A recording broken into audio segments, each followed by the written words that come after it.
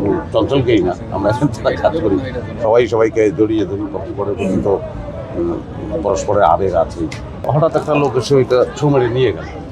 আমি দেখলাম আমার বন্ধু হাসছে, আর ছো মেরে নিয়ে গেল, সে ঘুরে ঘুরে তাকাচ্ছে আর অবাক দিয়ে লোক হাসছে না। আমি বললাম তুই হাসতেছিস কেন? বলে তো ঘড়ি নষ্ট, এটা উৎসব আমার ব্যক্তিগতভাবে ভীষণ ভালো লেগেছিল এবং আমি প্রত্যাশা করি যে এই জাতীয় সিনেমা বাংলাদেশে আরও প্রচুর নির্মিত হোক। ওই শুধু সিকোয়েন্স করা না, এমনিতেও তো আসলে আমাদের এত একসঙ্গে ওঠা বসা তো ছিলই, অনেকদিন পরে দেখাও হয়। দেখা হলে আমরা শুধু চঞ্চলকেই না, আমরা এখন যারা কাজ করি সবাই সবাইকে জড়িয়ে ধরি, পরে তো পরস্পরের আবেগ আছে।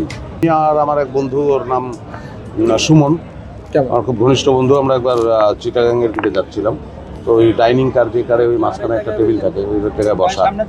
তো আখাউড়ার দিকে সম্ভব, হ্যাঁ আখাউড়ার ওখানেই ট্রেনটা থেমে আছে। ও তখন ওর হাত ঘড়িটাও আছে, ওই অবস্থায় ও জানলায় হাত রাখলো, দেখলাম যে ওই স্ট্র্যাপটা একটু ঢিলে করে রাখছে। তাহলে যে কী ব্যাপার, হঠাৎ একটা লোক এসে ওইটা ছো মেরে নিয়ে গেল। আমি দেখলাম আমার বন্ধু হাসছে, আর ছো মেরে নিয়ে গেল, সে ঘুরে ঘুরে তাকাচ্ছে আর অবাক দিয়ে লোক হাসছে না। আমি বললাম তুই হাসতেছিস কেন? বলে তো ঘড়ি নষ্ট, এটা লঞ্চ প্রচন্ড ঢেউ ফেউ না থাকলে না, দারুণ।